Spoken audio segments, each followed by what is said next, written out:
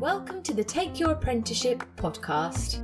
The Take Your Place team is made up of 5 universities and 9 further education colleges from across the east of England. We are an impartial project dedicated to giving you the information you need, regardless of where you are applying to study. Since 2017, we have worked with over 30,000 students from 100 different schools, colleges and sixth forms, helping them to explore their options and discover their potential. Now we hope to help you too. In this podcast series, we will explore all aspects of finding, applying for and succeeding in an apprenticeship. Through talking to experts and current apprentices from a variety of industries, we will help you explore your future apprenticeship options. In this episode, I spoke to Samantha and Rachael from NCTG, or the Norfolk Construction Training Group, about apprenticeships in construction. We discussed what support NCTG provide for local companies and apprentices, as well as doing some myth-busting on what working in construction is really like. As with all our conversations in this series, our interviews are recorded remotely, so you might hear some background office and working from home noises. Don't forget to check out the Take Your Place resource website at takeyourplace.ac.uk/resources for more university and apprenticeship information. I'm joined today by Samantha and Rachael from the Norfolk Construction Training Group. Thank you both for joining us to talk about careers in the construction industry. Could you start by telling us a little bit about your roles and what your company does?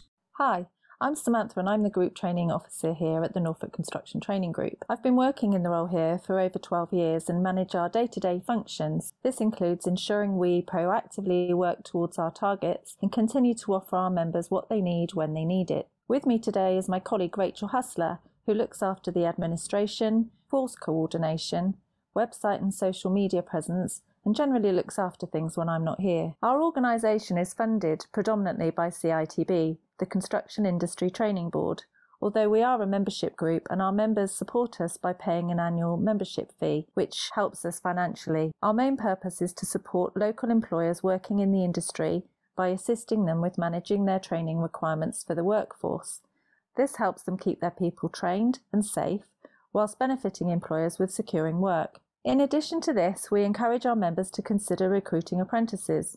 We have a good understanding of the process, we have strong links with local course providers, and knowledge of funding which may be available to support them financially to do this. We guide them through the system, can assist with sourcing suitable candidates, and are often the link between employers, young people and colleges. Our aim really is to stimulate interest and encourage fresh new talent into the industry. The construction and engineering industries are huge and really varied. Could you give us some examples of typical jobs that people can do? Yeah, I'm Rachel, and there are a wide range of careers available in the construction industry. The more popular or well-known jobs would be the traditional construction trades, such as brickwork and carpentry. These are great if you're a practical person. Within these trades, there is a lot of variation on the types of jobs you can do and where you can work. Brickwork, for example, isn't just bricklaying on a construction site. You could specialise in stonemasonry and restore stonework on heritage buildings. Learning a skilled trade is a great way into construction, as these skills are valued within the industry, with many experienced tradespeople working for themselves. Jobs in construction that are not so well known tend to be the higher level roles. For example, a quantity surveyor, who is responsible for the contractual and financial side of a construction project, or an estimator, also known as a cost engineer. They are responsible for calculating how much a project will cost. Their role involves working with suppliers and subcontractors to draw bids for potential work and then overseeing the project to keep the costs in line with the budget. These roles require strong numeracy and organisation, which aren't perhaps skills that first come to mind when someone thinks of a job in construction. A good place to start is the personality quiz on the Go Construct website. You answer questions about your likes and dislikes, strengths and weaknesses, and it will match you with careers in the construction industry that suit your answers and personality. The beauty of the apprenticeship route is that you can start at a level 2 or 3 job at a company and work your way up. In some cases, you can even work up to a level 6 or 7 qualification, which is degree level. Can you give us some examples of some of those higher level jobs that people may not think of immediately when they think of a job in construction? Indeed, often an apprentice can work their way up through the ranks of the business, changing their occupation along the way. Higher level and degree level apprenticeships are widely available in construction for a range of subjects. As with the trades, these roles are suitable for both male and female candidates and require a wide variety of skills, strengths and abilities. It's always good to remember, whatever you are good at, there's a career in construction for you. For example, whether you have a creative flair, are good with numbers, perhaps you're a great people person, or maybe you have another strength. Whatever it is, there will be a career in the construction that is right for you. An industry that provides longevity and excellent opportunities for career progression. A job for life. Usually you will have one day a week or blocks of weeks at your chosen place of learning. For example, a construction site supervisor would involve supervising workers and subcontractors, helping project managers to plan work, managing orders and deliveries of materials, and organising staff work schedules. You could work at a client's base, on-site or at their office, or from your own office, so the work is varied. Your working environment may be outdoors, so you would need to be prepared to work outside in all types of weather. Entry requirements will be a matter for individual employers to identify. However, typically an apprentice at this level might be expected to have achieved 5 GCSEs including Maths and English, grade C or above, or level 4 or 5 under the new grading system. Some employers will accept other relevant qualifications and experience, including a relevant level 2 qualification. Individual colleges will have their own entry requirements, so you would need to identify the college and clarify this. Also understand fully what the employer you are going to be placed with or apply to is looking for, and go from there. A starting salary for a construction site supervisor would be in the region of £20,000 to £30,000 a year. What next? With experience, you could specialise in health and safety, contract management, or move into general construction management.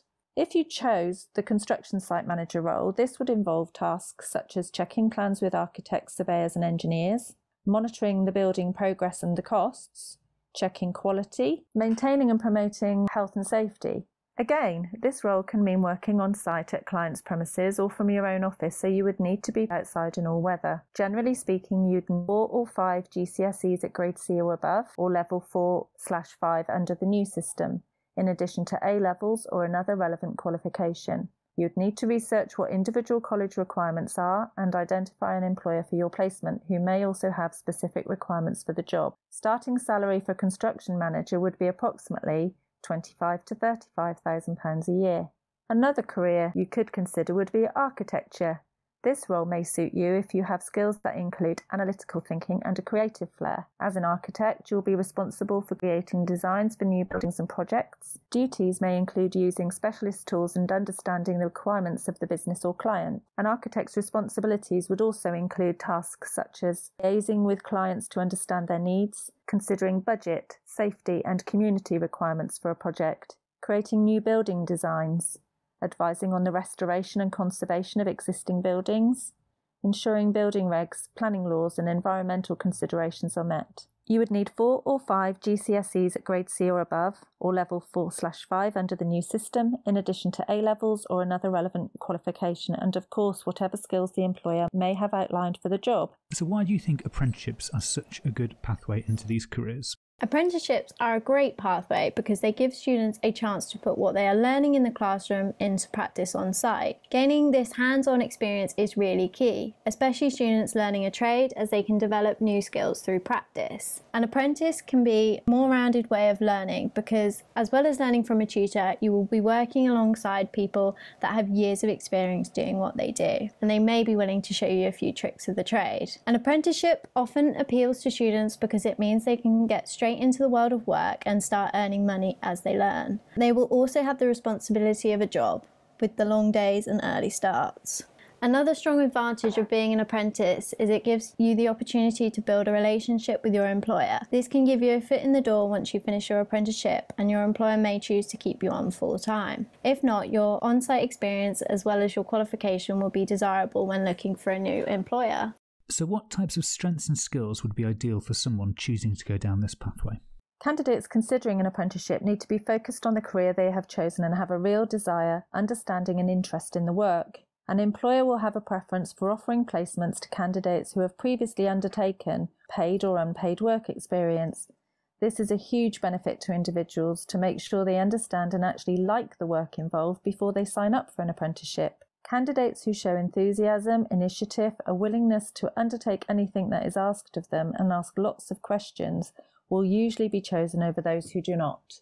So whilst the Norfolk Construction Training Group doesn't offer apprenticeships, in what way can the organisation support apprentices and their learning outside of their college studies? At NCTG, we support companies with training to ensure their employees are safe and competently trained for their workplace. This will include their apprentices. This training can be anything from a basic health and safety awareness course, which they will have to complete to be allowed on a construction site, to safe use of the machinery and equipment they will encounter on site. Training is a very important part of the construction industry and something that is forever evolving and changing as new regulations and legislation is introduced. We help our members stay up to date with these changes so they can ensure their workforce is properly trained and aware of the risks that can occur. For these next few questions, I'd like you to cover some common misconceptions that people may have about jobs in construction. Our first statement is, construction and engineering jobs are just for boys. Oh, not at all. Over 320,000 women work in construction in the UK. 92% of all females within the industry work in professional careers such as architecture, civil engineering and quantity surveying. So there's lots of scope for women to really make their mark and work in a wide range of areas, work their way up the ladder and have great career prospects. Lots of jobs in the construction industry lend themselves very well to the way a female mind works. So all you ladies out there thinking about possible career avenues, why not give the construction industry options some thought? If you'd like to hear more about this topic, then I'd recommend our episode with Lucy from Morgan Sindall. She talks wonderfully about working in a historically male-dominated industry and her experiences as an apprentice. Next up is, if I work in construction, I'll be stuck outside on a cold building site all day. As we've already covered, there are a wide range of careers in construction, and not every role will involve working on a live construction site. There is a lot that has to happen before work can begin on site. The planning and design stage is a crucial part of a project and involves a lot of different jobs. A computer-aided design engineer, for example, uses software to produce 2D and 3D drawings for construction and manufacturing projects. They will work mainly in an office, liaising with architects and other engineers. Other roles that we have already mentioned are massively important at this stage. Estimators, civil engineers and construction managers will work together to ensure the project can go ahead and will be cost effective. And finally, construction jobs are just for people who don't get good grades at school. Well, not true. There are lots of well-paid career opportunities for successful people who are educated to degree level in the construction industry, which we have talked about earlier. Larger employers often have recognised development graduate programmes to enable you to progress your career once you have gained your degree. The thing to remember is that the construction industry is keen to welcome all types of people with all kinds of skills and strengths, whether that be physical and practical or a more academic technical ability. Remember, as I said earlier, whatever you're good at, there's a career in construction for you. Thank you so much for talking to me today. Before you go, do you have any final top tips for someone looking to apply for an apprenticeship? My top tip is to be proactive, especially when searching for an employer to take on your apprenticeship. Be sure to send out your CV, but also follow it up with a phone call and conversation. Employers might not offer you an apprenticeship straight away, however, asking for work experience is a great starting point and provides you with the chance to prove you are enthusiastic and hardworking. Impressing a potential employer this way is more likely to lead to them supporting you as an apprentice. My top tip would be around the interview. Ahead of your interview, do your research. Make sure you undertake some research of the role you are applying for, have a full understanding of the requirements stipulated by the employer. Also, research the individual business specifically and make reference to this during the interview. Ask at least one strong question. Make it relevant and interesting, something which will engineer good conversation. Present yourself well. Make sure you are smart and clean. Clean shoes are a must. Wear a big smile, deliver a firm, confident handshake, and then try to relax and remain focused on what you've researched. Just do your best. The job has your name on it. Remember, be confident and believe in yourself. Just a quick reminder of some websites we have suggested you might like to take a look at. goconstruct.org.uk. The personality quiz Rachael mentioned earlier is definitely worth doing. icanvea.org.uk and trackweb.co.uk. TRACWEB. That website we haven't mentioned previously. However, TRAC offered a shared apprenticeship scheme which gives candidates the opportunity to work with several employers for the duration of their course. And of course our website, nctg.org.uk. Take a look to find out more about what we do and take a peek at our careers page. Thank Thank you for listening, and don't forget to subscribe to our future podcasts at soundcloud.com/takeyourplace or on your favourite podcasting app. You can also find us on Instagram, where we are at takeyourplace_HE, on Twitter at takeyourplaceHE, and on Facebook at facebook.com/takeyourplaceHE. You can also email us with any questions, requests, or just to let us know what you think on info@takeyourplace.ac.uk.